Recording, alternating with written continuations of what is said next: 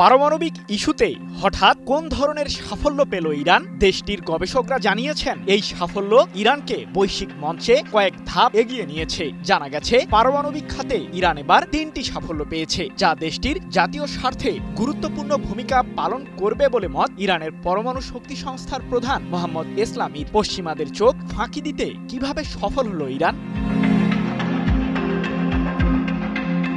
পারমাণবিক ইস্যুকে ঘিরেই যুক্তরাষ্ট্রসহ পশ্চিমাদের সাথে ব্যাপক দ্বন্দ্বে রয়েছে ইরানের কূটনৈতিক সম্পর্ক। চলতি বছরের জুন মাসে এ নিয়ে ইসরায়েলের সাথে ১২ দিনের যুদ্ধেও জড়ায় ইরান। তবুও পশ্চিমাদের সামনে মাথা নত করেননি ইরানের সর্বোচ্চ ধর্মীয় নেতা আয়াতুল্লাহ আলী খামেনি। দেশীয় স্বার্থের বেলায় যেন কোনো বাধাই দমিয়ে রাখতে পারছে না ইরানকে।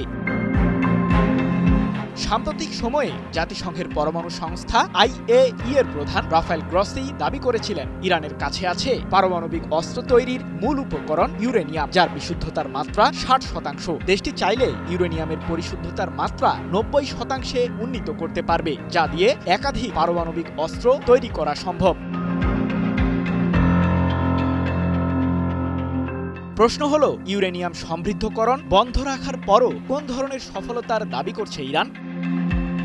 ইরানের পরমাণু সংস্থার প্রধান মোহাম্মদ এসলামি জানিয়েছেন, চিকিৎসা ও গবেষণার ক্ষেত্রে ৩ ধরনের অত্যাধুনিক পারমাণবিক সাফল্য পেয়েছে তেহরান, যার মধ্যে রয়েছে গ্যালিয়াম 68 এবং লুটেটিয়াম 177। এগুলো মূলত থেরাপিউটিক, রেডিও ফার্মাসিউটিক্যাল এবং হাড়ের ব্যথার চিকিৎসার জন্য ব্যবহার করবে দেশটি। সম্প্রতি এক প্রতিবেদনে বিষয়টি নিশ্চিত করেছে মধ্যপ্রাচ্য ভিত্তিক সংবাদ মাধ্যম মেহের নিউজ এজেন্সি।